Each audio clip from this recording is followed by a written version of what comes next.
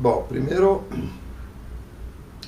eu não sei se isso é uma regra, acho que não é, mas enfim, eu me destinava prioritariamente a duas carreiras, não sei, mas enfim, a duas tentativas de profissões que eram, sem dúvida, que eram muito diferentes da psicanálise e que ambas eram criativas. Eu queria ser romancista e queria ser fotógrafo, muito cedo.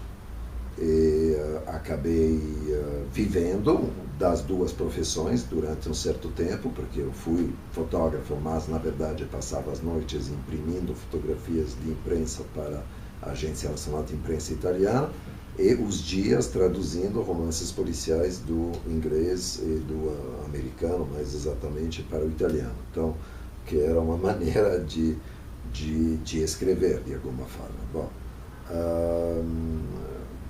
na verdade, se não tivesse acontecido uma espécie de intervenção brutal dos meus pais, que quiseram absolutamente que eu fizesse uma faculdade, eu já era casado, minha mulher trabalhava, era atriz e modelo, eu trabalhava isso, fazia essas coisas que acabei de dizer, mas ganhava a minha vida. Mas, enfim, o desejo dos meus pais que eu passasse por uma faculdade foi muito forte, muito grande. Eu devo ter imaginado quase certamente que eu poderia ir para a faculdade, ficar 4 anos e que sairia de lá impunemente, ou seja, voltando às coisas que me interessavam, mas é claro que não foi o caso, ou seja, aquilo me transformou. Fui para a faculdade, me instalei na Suíça, saí da faculdade, aí comecei uma análise, aí me chamaram para ser assistente no Departamento de Línguas Mediterrâneas e Eslavas, fiz ao mesmo tempo psicologia e letras e filosofia. Comecei a ensinar teoria da literatura, aí comecei a escrever do lado do jornalismo para o cotidiano italiano, l'Unità e o Hebdomadario chamava Rinascita, que eram os dois órgãos do Partido Comunista. Então, quando a faculdade acabou, eu estava mais afim de continuar estudando do que de escrever ficção, embora eu saí de lá, embora muito interessado pela psicanálise que eu estava fazendo, interessado pela minha psicanálise, saí da faculdade e fui fazer uma pós-graduação e um doutorado com o Roland Barthes, que certamente não era... era um espaço, o pequeno seminário de Barthes, que era o seminário só dos 14, 15, 20, como é que se chama, orientandos dele. Era um espaço, como sempre, como tudo, na produção do próprio Barthes, era um espaço misturado, onde se praticava muito o que ele chamava l'écrivance, ou seja, a escrevência, que não é nem a escritura, que seria dignamente literária, nem o que seria a escrita ensaística acadêmica tradicional. Se praticava um negócio vagamente no meio, que, aliás, de alguma forma, ficou comigo. Eu voltei a isso vindo ao Brasil, muito mais do que eu consegui fazer antes na vida. Mas bom, tudo isso para dizer que, no fundo, eu tinha ambições de escrita que eram também literárias. Abandonei a fotografia, isso sim, depois de algumas tentativas, até porque me dei conta que não conseguia, a fotografia jornalística, por exemplo, não conseguia fotografar coisas realmente horríveis, tinha dificuldades subjetivas com isso. Então, bom, continuei escrevendo muito, mas acadêmica e jornalisticamente. Agora, academicamente é um jeito de falar, porque entrei na escola freudiana e a formação analítica se tornou uma coisa mais importante. Escrevi vários livros, mas em francês, em italiano, caramba. Então, eram ensaios, mas dos quais certamente uma certa dimensão literária não era ausente. A produção dos psicanalistas, a não ser que sejam muito chatos, geralmente, e mesmo quando são muito chatos, inclui uma certa ambição literária. Certamente Freud tinha uma enorme, sem isso não teria produzido o tamanho de obra que ele produziu, o tamanho de epistolário que ele produziu. E também escrevendo admiravelmente. Lacan teria sido um sujeito totalmente diferente. Lacan, visivelmente, é alguém que nunca é interessado realmente pelo propósito simples propósito de transmitir uma ideia. Lacan é muito interessado pelo seu próprio estilo, ao qual ele não renuncia, mesmo que isso torne o que ele tem para dizer eventualmente enigmático ou pouco claro. Coisa que ele não teria gostado que eu dissesse, porque ele achava que era sem dúvida cristalino, mas enfim, isso para dizer que sem contar que as suas fontes de inspiração no campo da literatura, o número de amigos e pacientes e próximos no campo da literatura foi enorme. A psicanálise sempre teve, continuamente teve, uma relação privilegiada com a produção literária. Digo no caso, mas poderia se falar também da pintura, do caramba que seja, de qualquer outra arte. Então, não sei, não estou muito preocupado em imaginar o que é qual deveria ser ou qual poderia ser a fronteira entre a psicanálise e a ambição de expressão e artística, ou seja, tirando a ambição, e a expressão artística, ou uma expressão artística. Você fez antes o nome de Didier, de Alain Didier, Weir, que além de ter escrito sobre música e ser um músico com ambições talvez maiores do que a sua técnica, mas absolutamente obstinado, mas também é um dramaturgo, um escritor de peças de teatro, várias, algumas muito divertidas, claro, relacionadas de alguma forma com a psicanálise. Relacionadas com a psicanálise, porque a partir do momento em que você exerce a psicanálise, então passa, sei lá, 9, 10 horas por dia escutando e interpretando, isso obviamente molda a sua experiência do mundo, então vai moldar também a sua expressão, mesmo que ela não seja... No caso da literatura é mais fácil, porque enfim, o caso de qualquer narrativa é mais facilmente moldado, de maneira óbvia, é moldado pela experiência do sujeito. Claro que se você é compositor de música, também será, mas de uma maneira muito menos óbvia para quem frui da sua obra.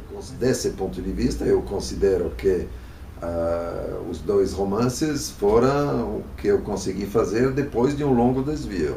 Eu considero que a universidade me desviou do que eu queria fazer, e me levou, digo, é uma conta totalmente positiva, me levou para a psicanálise, mudou a minha vida, a minha maneira de ver o mundo e certamente me enriqueceu, não é que eu me empobreci, não estou falando financeiramente também, talvez, mas enriqueceu a minha experiência do mundo, sem dúvida, acho. Embora alguém poderia dizer que se eu tivesse praticado a literatura sem parar, a partir daquela época, a partir dos, sei lá, 19 anos, talvez tivesse enriquecido a minha experiência da mesma forma. Eu gosto de contar uma boa história. Isso vale para os romances e certamente vale para o seriado, que eu consiga, não outra história, mas é o que eu quero fazer, contar uma boa história. Então nunca tive, já tive, mas Barthes me curou disso, uma simpatia pelo experimental que ele não tinha, fazia de conta eventualmente, mas o que ele gostava de ler era Chateaubriand e Balzac. Bom, ele te curou disso? Sim, não, porque realmente você chegava no seminário de Barthes, que era, como é que posso dizer, a nata de tel quel, a nata da inteligência vanguardista, e aí você aprendia que podia perfeitamente dizer que gostava de romances policiais e que achava que os romances de Philippe Solers naquela época eram chatos pra cacete. E ninguém achava isso bizarro, entendeu? Não. Então, era uma cura radical. Então, era, por exemplo, uma cura, digo, no sentido de entender que você podia gostar de coisas propriamente pop, não havia nenhuma vergonha nisso. Que podia gostar de um filme de Spielberg, que não era obrigado a gostar só dos filmes de Rob Grier. Não é verdade. Não. Aliás, podia achar o filme de Rob Grier chatérrimos. Ninguém ia olhar para você como se você fosse um doente mental ou tivesse que ser excluído na hora. Bom, não tinha nada disso. Bom, ao contrário. Então, a minha produção literária vai nessa veia. Eu gosto de contar uma história, gosto que ela seja contada narrativamente de uma maneira palatável, me importa, me interessa. Eu escrevo levando em conta o leitor, não porque eu queira lhe dizer alguma coisa, mas quero seduzi-lo. Seduzi-lo no sentido originário da palavra, que é levá-lo pela mão comigo, para lhe fazer viver esse percurso, ou lhe permitir dizer esse percurso. Então, certo, o seriado é uma outra linguagem, mas o que me fascinou absolutamente foi que, você entende, você escreve, grosso modo, mesmo com o meu parceiro, que é o meu co-roteirista, que é o Tiago Dottori, mas grosso modo não, de fato, as histórias, as 13 histórias de cada temporada, estou no meio da segunda, mas são escritas mais ou menos em um ano, que é muito mais do que você faria num romance, na verdade, porque você escreve 750 páginas de roteiro em um ano, tem que escrever, é isso, né? 13, e não são na verdade 13 longas, só que abreviados em uma hora, mas na verdade são 13 histórias independentes. Eu sempre escrevi nas áreas livres, eu durmo pouco, eu passo o fim de semana escrevendo e todas as minhas férias, para mim ir de férias significa sair para escrever e só isso. Bom, também eu viajei tanto pelo mundo que praticamente eu não tenho mais muitos lugares para visitar, então para mim ir para Veneza, para o sul da França ou para Nova York, me fechar num apartamento, que são lugares que eu conheço muito bem, e escrever é realmente o que eu defino como sendo férias. Eu estou fazendo isso, estou a sair agora sexta-feira para acabar a segunda temporada, vou passar 15 dias na casa dos meus pais, ex dos meus pais, agora minha, em Veneza, e pronto. O que faço? Não faço nada. Eu vejo o homem da loja de secos e molhados que me vendia a mortadela quando eu era criança, que é ainda o mesmo, e que a mortadela melhorou. Mas então, eu trabalho rápido, sobretudo quando a coisa está concebida. Bom,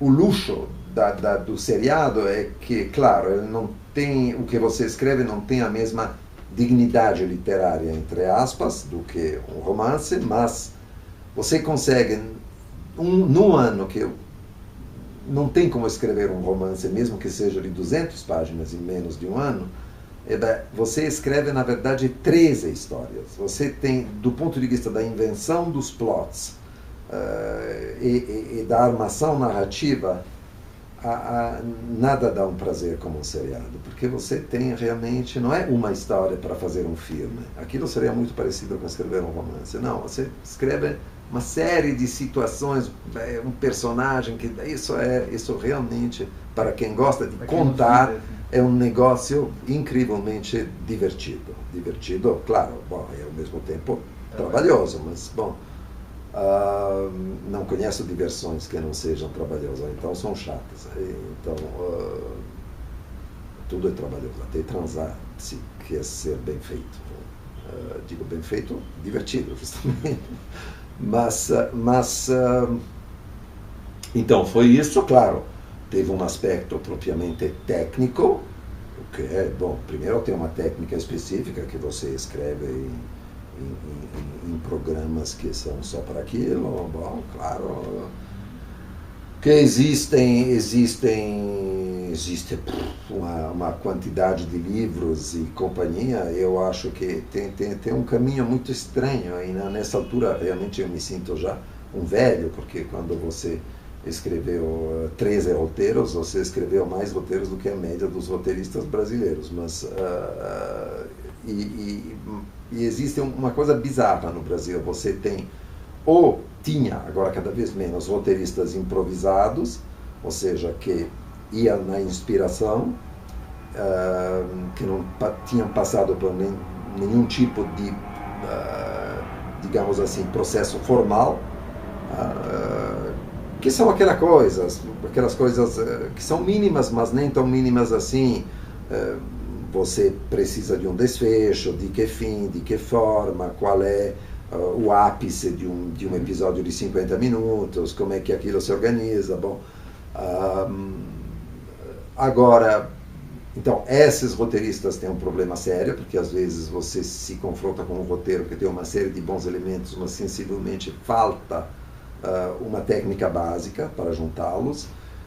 E do outro lado você tem pessoas que saem de escolas, sobretudo americanas, que são ótimas, sei lá, NYU, UCLA ou coisas desse tipo, mas aí completamente tomados pelas necessidades formais, então que produzem roteiros que são chatos, de tanto que são conformes ao que, bom, o que é uma questão muito antiga, né, no que concerne qualquer expressão artística, né? Existe um lugar onde a obra funciona e que não é nem um respeito do que seria, não é nem as convenções, mas as regras para escrevê-la, e claro, nem completamente, digamos, uma coisa que não levaria em conta a tradição a qual ela pertence. Agora, tem uma regra absoluta que é a seguinte: eu acho que a gente não deve, não pode, é severamente proibido procurar meios de expressão artísticas dos quais a gente não usufrui. Então, se você não escuta piano, você, por favor, não toque piano. Se você não escuta cantores, se você não gosta de Elton John, por exemplo, então não faça isso. Não tem por que você cantar e tocar piano se você não pode escutar Elton John, que é protótipo de alguém que canta e toca piano. Então, e você tem pessoas que querem escrever cinema e que não gostam de cinema. Então, o primeiro requisito é que você tem que amar aquilo. Então, e não é tanto, tem que ter uma cultura cinematográfica, não importa, você pode ter até uma cultura de filme B, nunca ter ido para a Cinemateca e nunca não saber quem era, sei lá, Eisenstein, Pabst, quem seja, caramba que seja, os expressionistas alemães, e, bom, não tem importância, mas você tem que ser um cara que adora sentar na frente ou de uma tela de cinema ou de uma tela de televisão. Por exemplo, um seriado, vocês querem escrever um seriado uma vez na vida, mas você tem que ter visto seriado para cacete. E não é para imitar, é porque, primeiro é que se você não gosta daquilo, por que você vai querer criar mais um? Qual é a razão? Não está certo, não vai funcionar, porque cada uma dessas expressões artísticas dialoga de maneira afirmativa ou negativa, ou pode ser até de maneira completamente revolucionária, mas dialoga com a sua tradição própria. Então, eu não posso fazer um seriado como Psi. Psi dialoga com, no mínimo, dialoga com todos os seriados procedurais, que seja, sei lá, House, ou Sex and the City, ou caramba que seja, dialoga mais com esses do que com seriados não procedurais, como, sei lá, Sopranos e, bom. Mas, enfim, eu acho que vi tudo. Mas isso não vi tudo quando comecei a escrever, não teria dado tempo, não vi tudo porque sou um espectador de... Uma vida. É, exatamente.